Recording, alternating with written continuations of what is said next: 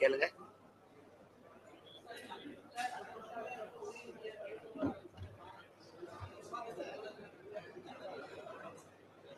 அது நீங்க தான் அதை பரபரப்பு செய்தியா பாக்குறீங்க. அது ஒரு செய்தி இல்லை. ரொம்ப நாளா அவங்க இதைத்தான் செய்வாங்கன்னு எல்லாருக்கும் தெரியும்.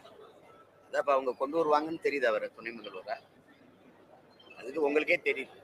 எங்க ஐயா எல்லாம் எவ்வளவு பெரிய மனித எஸ் பழனி மாணிக்கம் அவரை வச்சு சொல்ல சொல்றாங்க. இது ஒருத்தர் சொல்றாருல, நாங்க கொத்தடி மேல்னு கூட எங்களை சொல்லுங்கன்ற. அவங்க எல்லாம் அவங்க வயசெல்லாம் பாருங்க எவ்வளவு பெரியவங்க.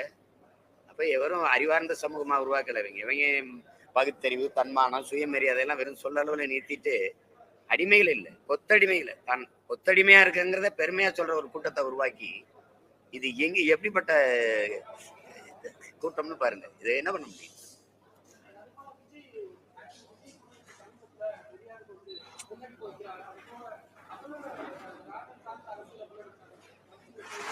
இப்ப நீங்க எல்லாரும் ஒண்ணு தெரிஞ்சுக்கணும். இப்ப நாங்க இது மூலமா சொல்ல விரும்புறது, நீங்க பெரியார்னாவே வந்து திராவிட அரசியலுக்கு போறாரான்னு நீங்க எல்லாருமே கேள்வி கேட்குறீங்க. ஊடகங்கள் எல்லாருமே விவாதிக்கிறீங்க.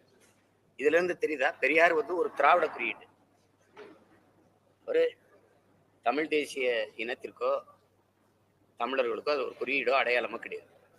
இப்ப தம்பி விஜய் வந்து அண்ணல் அம்பேத்கருக்கு தான் முதல்ல வைக்கிறாரு மாலை. அப்ப நீங்க இதெல்லாம் கேட்கல. நீங்க தாழ்த்தப்பட்ட மக்கள் அரசியலுக்கு போறாரா அப்படிலாம் ஒண்ணும் பேசலையே. நீங்க திடீர்னு ஐயா பெரியாருக்கு மாலை, பெரியாருக்கு மாலை யார் வைக்கல? நாங்க கூட வைப்போம். நாங்க பிறந்த நாளை போற்றுறது இல்லை. எங்க மரபு, தமிழர் மரபு. இப்ப இப்படி பாருங்களேன், பிறக்கும்போது எங்க ஐயா வந்து தெய்வ திருமகன் இல்லை, பிறக்கும்போது தியாகி இமானுவேல் கிடையாது, பிறக்கும்போது பெருந்தலைவர் காமராஜ் கிடையாது, பிறக்கும்போது எங்க பாட்டைங்க முப்பாட்டைங்க வந்து கப்பலோட்டிய தமிழ்ல வா சிதம்பரனாருங்கிறது உங்களுக்கு புரியுது. அப்ப ஒரு மரணத்தின் போது அவன் வாழும்போது வாழ்க்கை எப்படி செம்மார்ந்து வாழ்ந்து முடிக்கிறானோ அதை வச்சுதான் தமிழ் மக்கள் வந்து நினைவை தான் போற்றிருக்கிறாங்க. சில வாய்ப்பா எங்களுக்கு எங்க பூலித்தேவன் எங்க பாட்டன் பிறந்ததும் இறந்ததும் தெரியாது. இப்போ எங்க தாத்தா முத்துராமலிங்க தேவருக்கு வந்து பிறந்த நாள் இறந்த நாள் ஒன்னா இருக்கு. இந்த மாதிரி சிலது அறியாம போயிருந்தனால நாங்க பிறந்த நாளையே கொண்டாடி விட்டுருவோம். மற்ற எல்லாமே நினைவு தினத்தை தான் போற்றுவோம். உங்களுக்கு தெரியும், எங்களுக்கு நாங்க இறந்தவரைதான் எங்க முன்னோர்கள் குலதெய்வம் ஆகுறாங்க. இப்ப எனக்கு காளி வீரமாகாளி, இன்னொருத்தருக்கு வேற ஐயனாரு, இன்னொருத்தருக்கு சொல்ல மாட இருக்கு, இன்னொருத்தர் கருப்புசாமி இருக்குன்னா எங்க மூதாதைகள் தான். அவங்க இறக்கும் போதுதான் தெய்வம் ஆகுறாங்களே விட இருக்கும்போது எங்களை மாதிரி எங்க கூட வாழ்ந்தவங்க தான். அது எங்க மரபு. அந்த அடிப்படையில் நாங்க பெரியாருக்கு பிறந்த நாளே கொண்டாடல. ஆனா நினைவு தினத்தப்ப நாங்களும் தான் பூ போட்டு மாலை செய்வோம், மரியாதை செய்வோம்.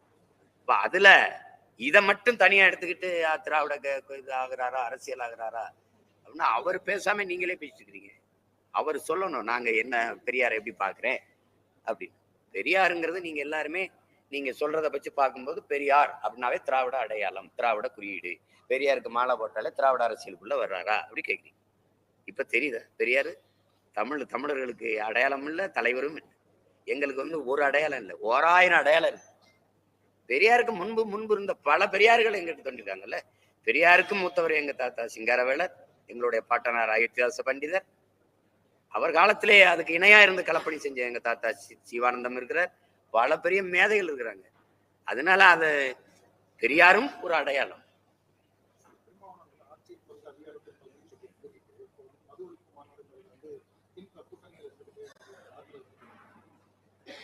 இல்ல கூட்டணியில் இருந்தா நடத்தக்கூடாதுன்னு இல்லை. ஆனா என்னுடைய தனிப்பட்ட என்னுடைய கருத்து, ஒரு எங்க அண்ணனோ எங்க ஐயாவோ என்ன எங்களுக்குன்னு இருந்த அரசியல் ஆற்றல் 2 பேர் தான் தமிழ் இனத்துக்குன்னு. ஒண்ணு எங்க ஐயா, இன்னொன்னு எங்க அண்ணன் திருமா. 2 பேரும் என்னன்னா யாரு மதுவை ஒழிக்கிறாங்களோ அவங்களோட நாங்க கூட்டணி வைப்போம்னு நின்று இருந்தாங்க. சாதி வாரி கணக்கெடுப்பு எடுத்து உரிய இட பகிர்வை பிரிச்சு கொடுக்குறவங்க எவங்களோ அவங்களோட நாங்க கூட்டணி வைப்போம் நின்று இருந்தா இது எப்போ சாத்தியப்படுத்திருக்கலாம். அது அந்த நேரத்துல செய்ய முடியாம விட்டதுனால இப்ப அது இவ்வளவு தூரம் வருது. அவர் எண்ணம் அவருடைய நோக்கம் சரியானதானே. ஆனா இந்த கூட்டணி இருக்கனால அவரு அதுதான் இது. அது செய்ய முடியல. ஏன்னா சாராயத்தை காய்ச்சி ஆலையை வச்சு காய்ச்சி அதை விற்கிற ஆளுகளே அந்த ஆளுங்க தான். கொலை செய்யறவங்க கூட இருந்துட்டு இப்படி கொண்டுட்டானே பாவி, இப்படி வெட்டிட்டானே பாவின்னு பேசுறது எப்படியோ அப்படித்தான் அது ஆயிடுச்சு. ஆனால அவரு மது ஒழிப்பு ஒழிக்கணுங்கிற அந்த நோக்கத்தை வந்து யாரும் விமர்சிக்க முடியாது. அது சரியானதுதான். ஒரு சூழ்நிலை, சரியான சூழ்நிலை, ஒரு கெடு வாய்ப்பு. அவர் அந்த கூட்டணிக்குள்ள போய் சிக்கிக்கிட்டாரு. அவ்வளவுதான். அதை போய் அதை அவ்வளவு அதுக்கு மேல பேச வேண்டியதில்லை. ஆனால் ஆட்சியில பங்குன்னு எங்க அண்ணன் கேட்கறதுல வந்து அவருக்கு 2 விழுக்காடு, அதாவது 10 சீட்டு தானே சட்டசபையில, என்ன ஆட்சியில பங்குன்னு நீங்க கேட்கலாம். ஆனா அவரோட வாக்கு இல்லாம நீங்க அதிகாரத்துக்கு வந்துட்டீங்களான்னு கேள்விக்கப்பட்டிருக்கா? திருமாவளவே ஒண்ணும் இல்லை தானே, கம்யூனிஸ்டுக ஒண்ணும் இல்லை தானே, மதிமுக ஒண்ணும் இல்லை, இஸ்லாமிய அமைப்புகள் ஒண்ணும் இல்லை. நீங்க தான் பெரிய ஆளு. தனிச்சு நின்று வென்றுவாங்க. இங்க எல்லாரும் வாக்கும் வேணும், ஏன்னா அதிகாரத்தை நான் தான் வச்சுக்கிருவேன் அப்படிங்கிறது ஏற்படுதில்லை. அப்படி பேசுற நீங்க இந்திய ஒன்றிய அமைச்சரவை இருக்குல்ல, மத்திய அரசு இருக்குல்ல, அதுல போய் ஏன் கூட்டணியில போய் அந்த ஆட்சியில போய் பங்கு ஏற்கிறீங்க? பங்கு கேட்கறீங்க, பங்கு ஏற்கிறீங்க. 18 ஆண்டுகள் தொடர்ச்சியா மத்திய அமைச்சரவையில இருந்திருக்கு திமுக. அப்ப அந்த அதுவும் கூட்டணி தான். அந்த ஆட்சியில கூட்டணி ஆட்சியில நீங்க பங்கு வைக்கிறீங்க அதிகாரத்துல. இங்க கேட்டா கொடுக்க மாட்டேங்கிறீங்க. இது எப்படி? அததான் அவர் கேட்கிறாரு. அவர் கேள்வி சரியானது தானே. அது எல்லாரும் வலியுறுத்தினா நீங்க என்ன பண்ணுவீங்க? இப்ப இந்த கட்சி எல்லாம் கூட்டணி ஆட்சியில எங்களுக்கு பங்கு தந்தா கூட்டணிக்கு வரோம்னு சொல்லிட்டா என்ன பண்ணுவீங்க?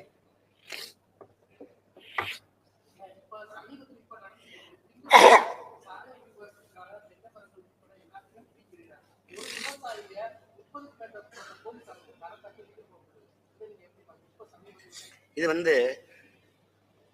வந்து கொடுங்கோன்மைன்னு தான் சொல்லணும். இந்த ஆட்சி முறை வந்து கொடுங்கோன்மை.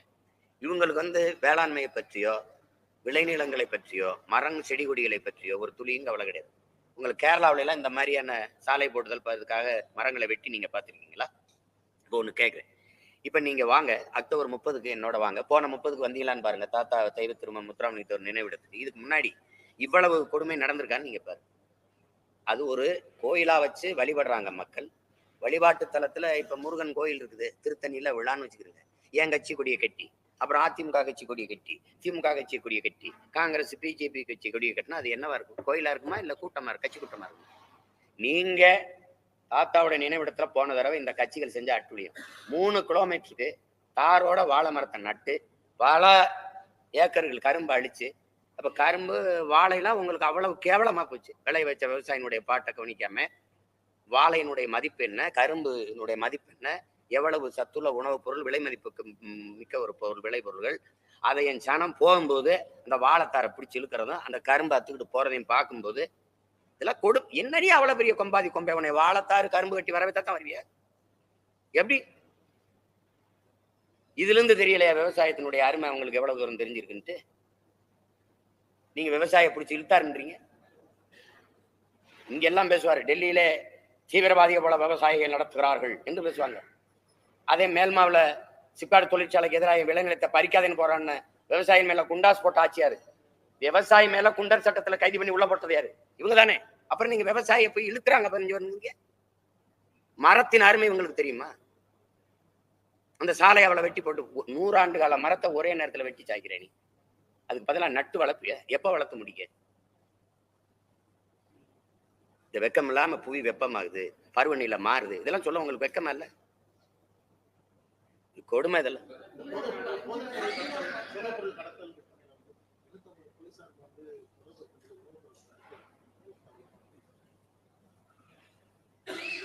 போலீஸ்காரங்களாம் தனியா ஏதோ ஒரு நாடு வச்சுக்கிட்டு அவங்களா போதைப் பொருள் அரசுக்கு தெரியாம காவல்துறை இதை செய்வாங்கன்னு நீங்க நினைக்கிறீங்க? நீங்க எல்லாம் ஒரு ஊடகத்தில் இருக்க பெருமக்கள், நீங்க கேள்வி கேட்கலாமா? அரசுக்கு தெரியாது. கள்ளச்சாராயத்துல எடுத்தவொடனே அந்த மாவட்ட ஆட்சியாளரையும் அந்த உயர் காவல்துறை எஸ்பியும் நீங்க பணியிட மாட்டீங்க. உங்களுக்கு தெரியாது. அந்த எஸ்பியை அந்த கலெக்டர் தான் முடிவு பண்ணி இந்த சாராய காய்ச்சறதை அனுமதிச்சுட்டாங்க. அப்படித்தானே சொல்ல வரீங்க நீங்க? எங்களுக்கு வேற என்ன சொல்ல வரீங்க? போதை பொருள் விற்கிறது அரசு தான். இல்லைன்னா என் மண்ணுக்குள்ள போதை பொருள் உழவக்கூடாது, புழங்கக்கூடாது அப்படின்னு நினைச்சா புழங்காதுங்க. நினைச்சா புழங்காது. அதிகாரம் அவ்வளவு வலிமையானது. நீங்க அனுமதிக்கிறீங்க. ஏன்னா இதுல பெரிய வியாபாரம் போயிருது. இளைஞர்கள்லாம் டாஸ்மார்க் வந்து குடிக்காம இதுல நாக்குக்குள்ள ஸ்டாம்பை ஒட்டிக்கிறான், ஊசியை போட்டுக்கிறான், பாம்பை கடிக்க விட்டுக்கிறான், கஞ்சா, அவின்னு, கொக்கைன்னு, அது எத்தனையோ பட்டியல் இருக்கு. அது அங்கங்க பள்ளிக்கூடம் எங்க கல்லூரி இருக்குதோ, எங்க மக்கள் எங்க எளிதா கிடைக்குது. அப்ப அந்த போதை வியாபாரம் தனித்தனி மனிதர்கள், குறிப்பா வட இந்தியர்கள் வந்தோம்னா அந்த அவங்க நிறைய கைது பண்ண பாத்தீங்கன்னா வட இந்திய இளைஞர்கள் நிறைய. அப்ப அந்த வியாபாரத்தை எதுக்கு மத்தவங்க கிட்ட கொடுக்கணும்? நம்மளே சரி இது போதைப் பொருள், இந்த கஞ்சா, அவின்னு, குட்கா இதெல்லாம் போதைப் பொருள் வச்சுக்கிடுவோம். மாத்திரை எல்லாம், ஊசி எல்லாம் போதைப் பொருள். டாஸ்மார்க்கில் வைக்கிற சரக்கு என்ன? கோயில்ல கொடுக்குற தீர்த்தமா? இல்ல புனித நீரா இல்ல சொல்லுங்க, அதுக்கு பேர் என்ன? ரம்மு, ஒயின், ஜின்னு, பீர்லாம் இருக்குல்ல, அது என்ன? அது என்ன? நம்ம கோயில்ல கொடுக்குற தீர்த்தமா? அது போதை பொருள் இல்ல. திரவமா இருந்தா பரவாயில்ல, கொஞ்சம் திடப்பொருளா இருந்தா கொஞ்சம் பிரச்சனை உங்களுக்கு, அப்படித்தானே? ஏன்னா இது போய் எங்க போய் சொல்லுவீங்க நீங்க?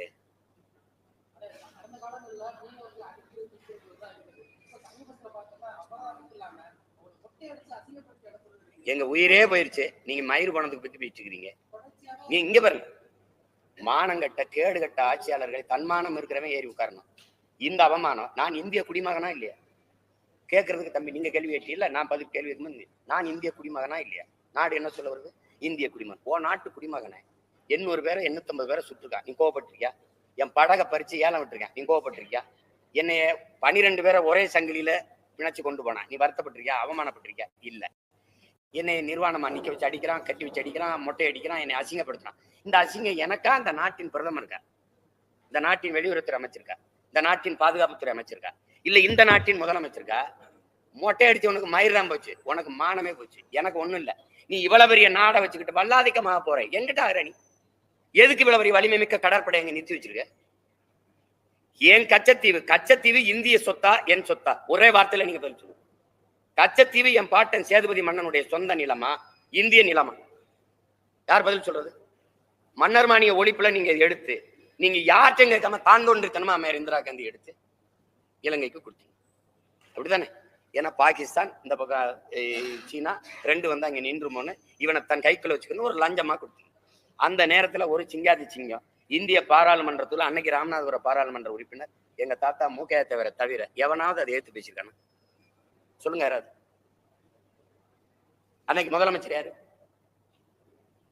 லட்சக்கணக்கான தொண்டரை குவிச்சு ஒரு மாநாடு நடத்த தெரியற உங்களுக்கு, லட்சக்கணக்கான மக்களை திரட்டி கச்சத்தீவை கொடுக்க கூடாது, என் மக்களின் வாழ்வாதாரம் போயிரும்னு சண்டை போட தெரியாதா? போட்டால் ஆட்சியை கலைச்சு விட்டுருவா. பதவி ஆர்ப்ப பதவிக்கு எல்லாத்தையும் பறி கொடுத்தவர்கள். அப்புறம் எல்லை தாண்டி வர்றான்னு என்னை சொல்றான்னா எது எல்லை? கடலுக்குள்ள கோடு போட்டு வைப்பியா இல்ல மதில்ச்சுவர் கட்டி எழுப்புவியா? நாங்க மானம் கட்டு போய் இவ்வளவு பிரச்சனை இருக்கு, ஓட்டை யாருக்கு போடுறோம்? இதே கேடு கட்ட கூட்டத்துக்கு தானே போடுறோம். நான் தான் கெஞ்சிறனே, ஒரு தடவை இந்த மகன் அதிகாரத்துக்கு கொடுத்து உட்காரவை, அவன் தொட்டானா பாத்துக்கிறேன். நான் உண்மையிலேயே சொல்றேன், நீங்க என்னை விளையாட்ட நினைக்காதீங்க. நீங்க ஒரு தடவை கொடுங்களேன், அவன் தொட்டுட்டானா பார்ப்போம். நான் கேட்கிறேன் திரும்பி திரும்பி, நீங்க யோசிக்க மாதிரி கேரளாவில இருந்து எல்லை தாண்டி மீன் போறானா இல்லையா? போற அவனையாங்க தொடறது இல்லவன். ஏன்னா அவனுக்கு பெத்தவன் அப்பனா இருக்கான், எங்களுக்கு மத்தவனே 50-60 வருஷம் அப்பனா இருக்கான். அதான் பிரச்சனை. என் ரத்தம் என்னை அடிபடுறதோ என் மானம் போறதோ என்னை சுட்டுக் கொள்றதோ அவனுக்கு வலிக்க மாட்டேங்குது. ஒரு 40 பாராளுமன்ற உறுப்பினர் வச்சிருக்கீங்கல்ல, இது குறித்து இந்திய நாடாளுமன்றத்துக்குள்ள எழுப்பிய விவாதம், ஏற்பட்ட தர்க்கம்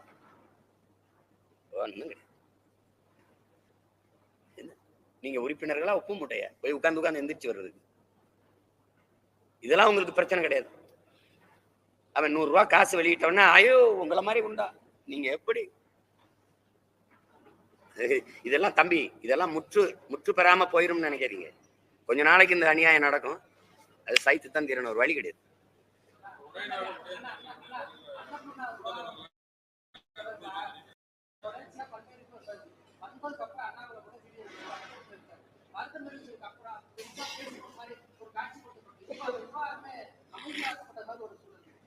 அமைதி ஆக்குவாங்கல்ல, ஆக்கப்பட்டதுங்கிறீங்களா? நீங்களே சொல்றீங்க பதிலே, ஆக்கப்பட்டதுன்னு. ஆக்கப்பட்டுச்சு, அது அமைதியா போற பிரச்சனை இல்லையே. அவர் கேட்டதுல ஏதாவது தவறு இருக்குன்னு சொல்லுங்க. ஏங்க நீங்க என்ன கணக்குல இருக்கிறீங்க? தங்க பிஸ்கட்டுக்கு 3 விழுக்காடு வரி விதிக்கிறீங்க. இந்த தங்க பிஸ்கட்டுக்கு 3 விழுக்காட்டுக்கு வரி விதிக்கலாமான்னு 3 நாள் விவாதிக்கிறீங்க. ஆனா குழந்தைய சாப்பிடுற பிஸ்கட்டுக்கு நீங்க 18 விழுக்காடு வரியை போடுறீங்க. இந்த பாவ செயலை உலகத்துல எவனாவது மனிதத்தன்மை இருக்கிறவன் செய்வானா? மாற்றுத்திறனாளிகள், பார்வையற்ற பிள்ளைகள் எழுதி படிக்கிற தாளுக்கு வரி போட்ட நீ, இடுப்புக்களை விளங்காம நடக்க முடியாத பிள்ளைகள் பயன்படுத்துற முச்சக்கர நாற்காலிக்கு நீ வண்டிக்கு வழி போட்ட. கேட்கும் திறனற்ற பிள்ளைகள் கேட்கிற செவித்திறன் கருவி இருக்குல்ல, அந்த கருவிக்கு நீ வரி போட்ட. பல லட்சம் கோடி கடனை நீ முதலாளிகளுக்கு தள்ளுபடி பண்ற. அதானி கடனை, அம்பானி கடனை, கல்வி கடனை வசூலிக்க, கல்வி மாணவர்கள் பெற்ற கல்வி கடனை வசூலிக்கிற ஒப்பந்தத்தை அம்பானி குடும்பத்திட்ட குடிக்கிற. அவன் 1 லட்சம் கோடி இழப்படும் மஞ்சள் நோட்டீஸ் கொடுத்துட்டு போனவன்ட்ட கடனை வாங்கிட்டு அவனே ஒரு கடன்காரப்பறேன். அதானி உங்களுக்கு இந்தியாவின் மிகப்பெரிய பணக்காரனா 2.5 லட்சம் கோடி கடன் வாங்கியிருக்கான். நம்ம பார்வையில் அவன் கடன்கார பையன், அவனை போய் உலக பணக்காரனா இருக்கட்டும் இருக்கட்டும். எனக்கு கடன்கார பையன் மக்களின் காசுல 2.5 லட்சம் கோடி கடன் வாங்கியிருக்க. இதெல்லாம் கவனிங்க. இந்த வரியெல்லாம் ஏன் போட்டாயின்னு. பிள்ளைகள் எழுதி படிக்கிற பென்சில் இருக்குல்ல, தேர்வு எழுதுற தாள் இருக்குல்ல, தாள், அதுக்கு வரிங்க. சரிடா, இவ்வளவு வரி எடுத்துட்டு போயிட்டீங்க, எல்லா வரியும் எடுத்துட்டு போயிட்டீங்க. வருவாய் பெருக்கம் எவ்வளவுன்னு நிதியமைச்சர் ஒரு தடவை நிதிநிலை அறிக்கையில இந்த ஜிஎஸ்டி சரக்கு மற்றும் சேவை வரியால நமக்கு இவ்வளவு வருவாய் பெருக்கம் வந்திருக்குன்னு ஒரு தடவை படிச்சு பார்த்துக்கிட்டீங்களா? இந்த வருவாயை கொண்டு நாட்டு மக்களின் நலனுக்காக கல்வித்தரத்தை உயர்த்த, மருத்துவ தரத்தை உயர்த்த, சாலை போடுதல், பராமரித்தல், எல்லா மக்களுக்கும் தடையற்ற மின்சாரம் வழங்குதல் அல்லது குடிநீர் வழங்குதல், இதுக்கெல்லாம் நாங்க பிரிச்சு இந்த நலத்திட்டங்களுக்கு இத்தனை லட்சம் கோடி, இவ்வளவு 1000 கோடிகளை ஒதுக்குறோம்னு ஒரு செய்தியை நீங்க என்னைக்காவது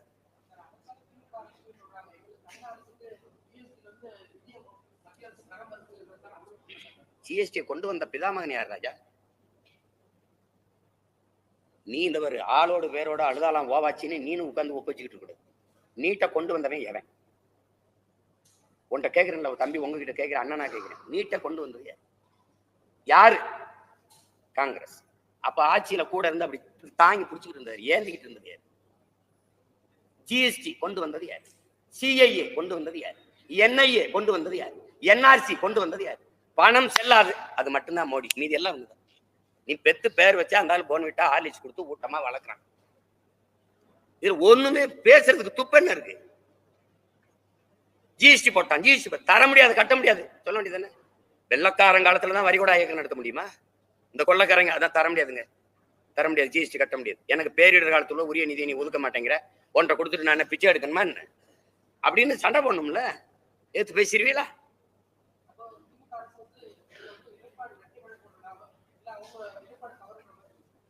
ரெட்டை வேடம் போட்டா கூட டபுள் ரோல் நல்லா தான் இருக்கும் பார்க்க.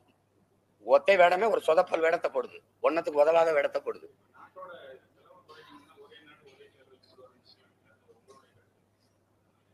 நான் அதுக்கு பெரும் எதிரி. எனக்கு இந்தியா ஒரே நாடே இல்லை. உங்களுக்கு புரியுதுன்னு நினைக்கிறேன் ஐயா. இந்தியா ஒரே நாடே இல்லை. நீ இந்த நாட்டை பிரிவினைக்கு தூண்டுற.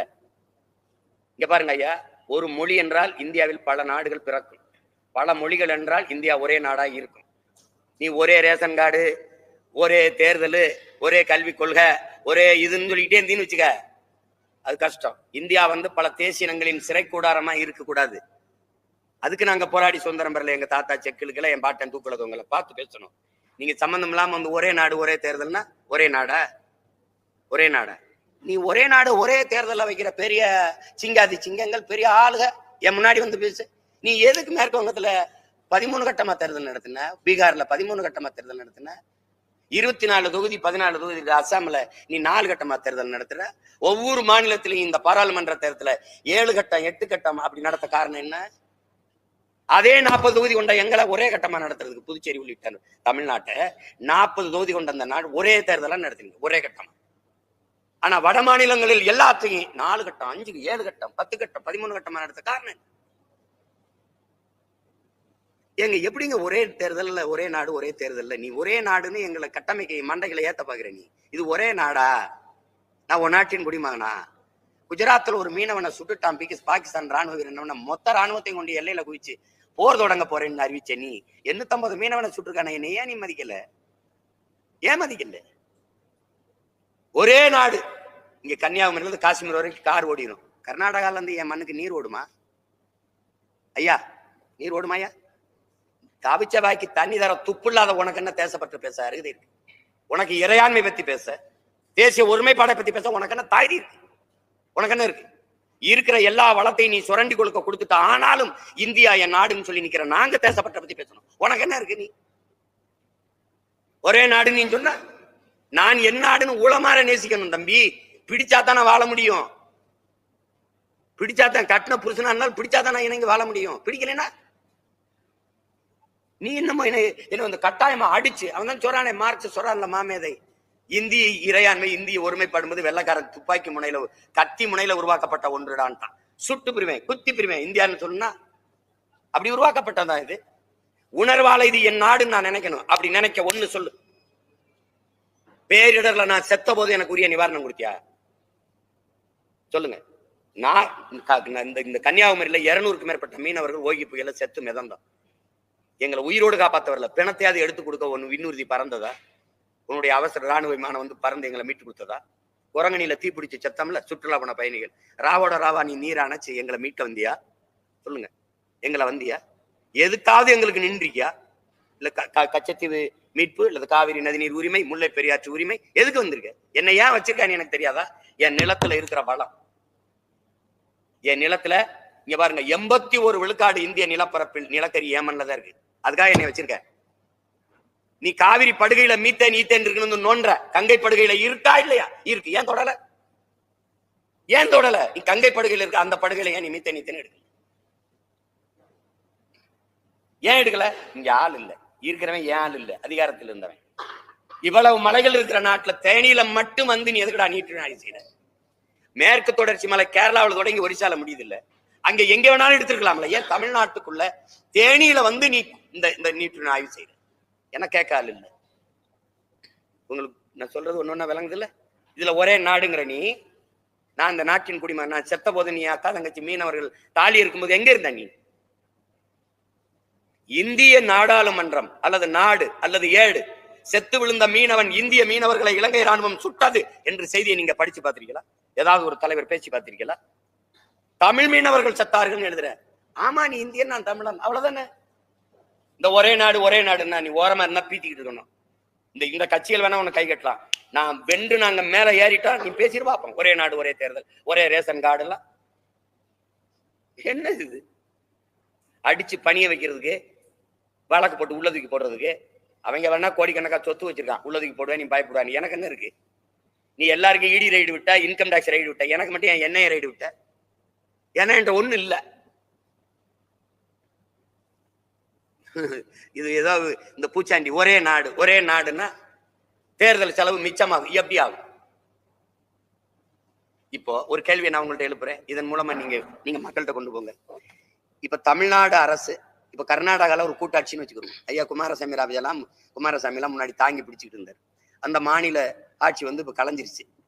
அந்த மாநிலத்துக்கு மட்டும் தேர்தலாம் மொத்தமா பாராளுமன்றம் மாநிலங்கள் எல்லாருக்கும் கலைச்சிட்டு இந்தியா முழுமைக்கு ஒரே நாடு ஒரே தேர்தல் கொண்டு வருவீங்களா?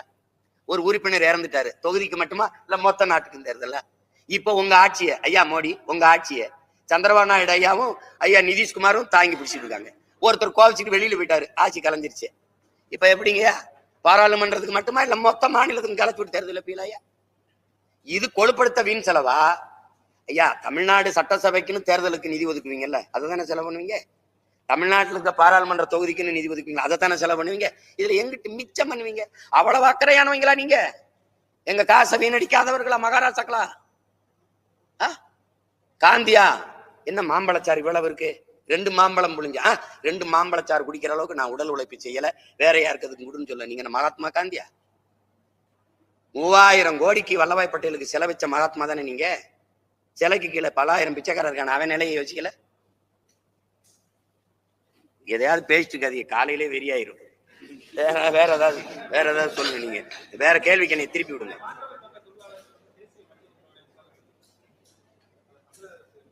இதுவே ரொம்ப தாமதம் தம்பி. அதுல இருக்கிற கொடுமை என்னன்னா, நாங்க வேலை இழந்து வாழ்வாதாரத்தை இழந்து நிக்கிறதோட மின்சாரத்தை துண்டிச்சு நீ விடுறது எவ்வளவு பெரிய கொடுமை. இருளுக்குள்ள என் பிள்ளைகளை போட்டா வயசு பிள்ளை எப்படி வெளியே தெரிய போகும்? கை குழந்தை கர்ப்பிணி பெண்கள் எப்படி வாழ்வாங்க? இத ஒரு அரசுன்னு பேசிட்டு இருக்கிறீங்க நீங்க. மாஞ்சோலை தொழிலாளர்கள் சுட்டுக் கொண்டது யாரு? என் மக்களும் மானங்கட்டு திருப்பி இவங்களுக்கு தானே ஓட்ட போட்டு தொலைகிறாங்க. சாராய கடை நடத்த முடியும் உன்னால, அந்த தேயிலை தோட்டத்தை நடத்த முடியாத? அந்த சொல்லுங்க தம்பி, நடத்த முடியுமா முடியாத? எதைதான் மக்கள் நலன் சார்ந்து நீங்க செயல்படுத்துவீங்க? உங்களை துப்புரவு பணியாளரை போட சொன்னது யாரு? நீங்க தான் போட்டீங்க. ஓட்டுக்காக 12,000 துப்புரவு பணியாளர்கள், அவனை வீதியில் இதுக்கு போட்டது யாரு? அதுவும் நீங்க தான். இவர் சம்பளத்தை முதலாளிகிட்ட கொடுத்துருவாரா, அந்த முதலாளி சம்பளத்தை அவங்களுக்கு கொடுப்பாங்களா? ஏன்னா அரசு பணியா இருக்க கூடாது. இந்த முதலாளிகளுக்கு, இந்த தனியார் முதலாளிகளுக்கு ஒப்பந்தம் கொடுத்து ஒப்பந்த கூலிகளா ஆக்கிடணும். எப்படி இருக்கு? இது ஒரு நிர்வாகம், இதுக்கு ஒரு அரசு. நீங்க நினைச்சுக்கிட்டு இருக்கீங்க நம்ம முதலமைச்சருக்கு வாக்கு செலுத்துறோம், முதலமைச்சரை தேர்வு பண்ணிட்டோம், பிரதமரை தேர்வு பண்ணிட்டு. பிரதமர் இன்டர்நேஷனல் புரோக்கர், இது ஆல் இந்தியா புரோக்கர். அதையும் தாண்டி ஐயா இப்ப நம்ம ஐயாக்கெல்லாம் இன்டர்நேஷனல் புரோக்கரா மாறிட்டு இருக்காங்க. அமெரிக்கா வா, என் ஊர்ல தொழில் தொடங்கு, ஜப்பான் வா, இந்த ரஷ்யா வா. இது பேர் என்னதுக்கு? தரகர். இது தலைவர் செய்யற வேலை இல்ல, தரகர் செய்யற வேலை இது. 25 வருஷமா நீங்க அந்நிய முதலீட பாக்குறீங்கல்ல, முதலீட்டாளர்கள் மாநாடு. எத்தனை முதலீடு வந்திருக்கு, எவ்வளவு தொழிற்சாலை வந்திருக்கு, எவ்வளவு பேருக்கு வேலை வாய்ப்பு வந்திருக்கு. தொழிற்சாலை வருது, தொழிற்சாலைக்கு எங்க மேல ஆகாயத்துல கட்டுவீங்களா, நிலத்துல கட்டுவீங்களா? நிலத்துல. நிலம் யாருது? ஏன் ஆத்தாளப்புது. விளை நிலம் எப்படி வந்துச்சு? பல நூறு ஆண்டுகளா என் தாத்தா பாட்டி, பாட்டன் முப்பாட்டன் ரத்தம் வேர்வை சிந்தி உழுது உதைச்சு கட்டிய உடைச்சு மண்ணாக்கி தெல்லு உழுதியாக்கி விளையிற நிலமா மாத்திருக்கான். பல தலைமுறை நாங்க பலியாயிருக்கோம். நீ படக்குன்னு பறிச்சு ஒரு முதலாளிகிட்ட கொடுத்துட்டு போயிருவ. முதலாளி எனக்கு வேலை தருவான்பா, சம்பளம் தருவான்பா, சாப்பிடலாம்பா, நல்லா சாப்பாடு எங்க இருந்து வரும்னு கேட்டா பதில் வச்சிருக்கிய? எந்த தொழிற்சாலை அரிசி பருப்பு வெள்ளரிக்காய் வெண்டைக்காய் சொரக்காய் பூசணிக்காய் விளைய வைக்கணும்னா பதில் வச்சிருக்கியா? அது நிலத்துல தானே வரணும். இப்ப பணத்தை சாப்பிட்டு படுத்துறதா நானு? இது அறிவு இருக்கிறவங்க செய்யல செயலாது. இது முதலாளிகளின் வளர்ச்சியவே நாட்டின் வளர்ச்சியின் கட்டமைக்கிற நாடு. இதுல போய் பேசி என்ன இருக்கு?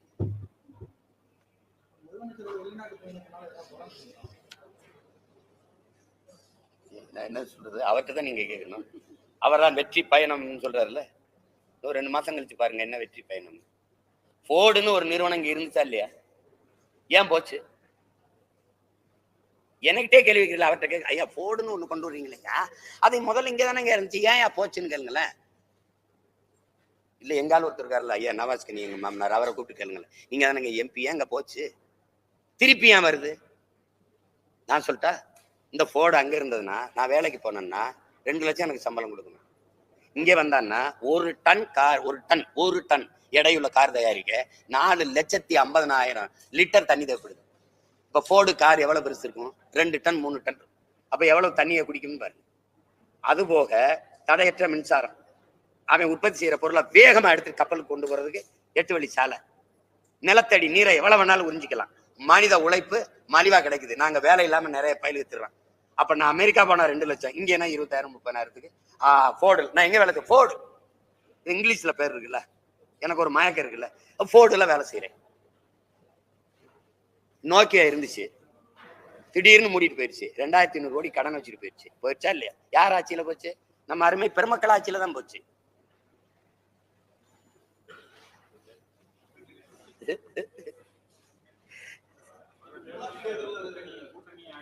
எனக்கு சாப்பாட்டுல தான் கூட்டு பொரியல். சண்டை தனிச்சு தான் போடுவேன். என்னை ரொம்ப போயாம திருப்பி கேட்காதீங்க, நான் தனிச்சு தான் போடுவேன். நன்றி.